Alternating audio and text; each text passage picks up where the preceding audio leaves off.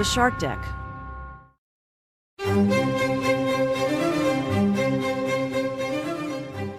Hello and welcome to Palace Intrigue. I am your host, Mark Francis. Today is the big royal concert beginning at 7 p.m. local time, but first, the fun and gossip. On your balcony scorecard, that's how we know who is in and who is out. In, the King and Queen, obviously, Prince William, Princess Kate and their children, Prince George, Princess Charlotte and Prince Louis, joined the monarch along with Camilla's grandsons. Princess Anne and her husband, Vice Admiral Timothy Lawrence, were also on the balcony along with the Duke and Duchess of Edinburgh and their children, Lady Louise Windsor and James, Earl of Wessex. Also in, the Duke of Gloucester, cousin of Queen Elizabeth II, and his wife, the Duchess of Gloucester, the Duke of Kent, another cousin of the late Queen, and Princess Alexandra. Out, Prince Harry and Prince Andrew. After the group shot, the King and Queen returned with a wave of cheers to the crowds who filled the mall after braving downpours to see a colourful ceremonial military procession not seen for 70 years. At the coronation, Harry flashed a big smile as he entered the venue with his cousins, Princess Beatrice and Princess Eugenie. ABC News recaps that following the dress code for most of the guests in attendance, Harry could be seen wearing a morning suit and attended the ceremony alone. No Meghan as expected. As a non-working royal, Harry did not join other members of the royal family in the procession back to Buckingham Palace. Body language expert Judy Haynes told Fabulous, despite his act of bravado, there were some more telling moments and expressions at the coronation by Harry, like a pensive one when he seemed to glance across at William. William is clearly not about to look back here, and Harry's severe side-eye glance suggests he's sneaking this thunderous look almost unintentionally. When we tell ourselves not to do something, the brain only tends to hear the suggestion without processing the don't command, suggesting the more Harry was telling himself not to look across at his brother, the more he couldn't stop. Harry wasn't the only spare at the coronation. Social media users were amused at the extra Camlilas. Some noticed that as King Charles entered the Abbey, the two women walking ahead of him bore a striking resemblance to his wife, Queen Camilla. Broadcaster Nicola Thorpe tweeted, "Nice to see they brought two spare Camillas, just in case."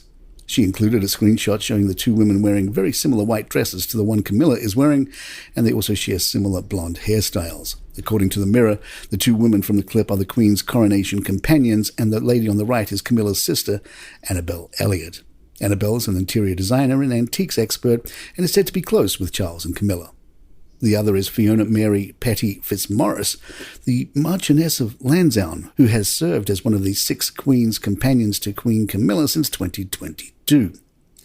Palace Intrigue will be right back. Hey, I'd like to tell you about a new sponsor of ours just in time for the coronation, and that's ExpressVPN.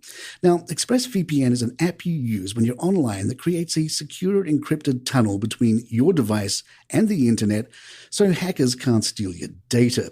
It's something you should always be using when you go online in public places like cafes, hotels, airports, basically anywhere that's not your network. But there's something else that's really cool about using a VPN. Have you ever tried to watch TV from a foreign country and it says, sorry, this content is only available to users within that country? Well, a VPN can give you access to almost every country in the world as if you were there. That means you can watch sporting events from around the world, local TV from another country, and here's the big thing, access to UK TV for the coronation. It's almost as good as being there. So all you do is fire up the app, go to your website of choice, and it's all there easy and quickly. ExpressVPN works on laptops, mobiles, any device. Secure your online data today and watch TV from around the world with ExpressVPN. Now go to expressvpn.com/palace and get 3 extra months free. That's expressvpn.com/palace, expressvpn.com/palace. I'm Nina Hobson, ex-police detective from the UK. I've worked on every crime mentionable, from murder to kidnap to stalking to fraud.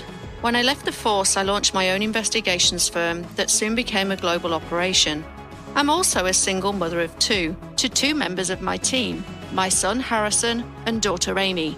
Every week, we'll be getting first-hand accounts from psychological experts, operatives, former criminals, actual victims of the crimes that we investigate, and of course, my very own flesh and blood.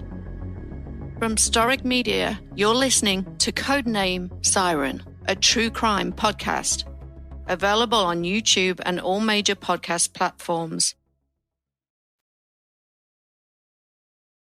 Tonight's concert will take place on the grounds of Windsor Castle, hosted by the Downton Abbey actor Hugh Bonneville, and featuring Take That, Katy Perry, and of course Lionel Richie. The lineup will also include the Italian opera singer Andrea Bocelli and the Welsh bass baritone Sir Bryn Terfel.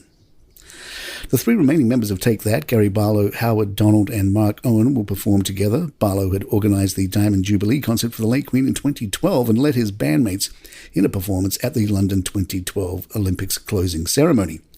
In case you were wondering why Lionel Richie, Lionel has met Charles a number of times over the years and became the first global ambassador for his charity, the Prince's Trust, in 2019. Katy Perry said she's excited to be taking part. Perry is an ambassador for the King's charity, the British Asian Trust, and hopes her performance will shine a light on its Children's Protection Fund. By the way, some royal watchers were amused by a clip from the coronation ceremony which was uploaded to social media. In the clip, Katy can be seen seeking help from British Vogue editor Edward Ennefel before scanning the room for her seat. She then walked over to a section of seated guests and pointed to a row, seemingly asking whether that was her spot. Back to the concert. As the King enjoys classical music, renowned opera singer Andrea Bocelli and bass baritone Sir Bryn Terfel will perform a duet. Bocelli sang for the late Queen on a number of occasions, while Terfel was awarded the Queen's Medal for Music in 2006 and received a knighthood for his services to music in 2017. North London singer Freya Ridings will be joined on stage by classical composer Alexis French playing the piano, describing it as a pinch-me, once-in-a-lifetime moment in history. Ridings said she was overwhelmed to be invited to perform. Some were underwhelmed by the list of performers. Sir Paul McCartney was reportedly approached to form the concert's centrepiece. It is unclear why that didn't transpire. The palace has confirmed that the centrepiece will be a light show involving projections, lasers, drone displays, and illuminations at various important locations across the UK. Also today is the Coronation Big Lunch. Communities have been encouraged to host coronation lunches and street parties with their neighbours. The Big Lunch initiative has been organised by the Eden Project, a cause that Camilla has been a patron of since 2013. The project aims to bring people together to reduce loneliness and promote community spirit. The King and Queen have personally chosen a French-inspired quiche featuring spinach, broad beans, cheese and tarragon as the dish to mark their coronation. And there you have it. If you'd like to email us, our address is thepalaceintrigue@gmail.com. Please follow us on Spotify, iTunes, Google Podcasts, YouTube, or your favorite app of choice. I'm Mark Francis. My thanks to John McDermott. This is Palace Intrigue. Good times.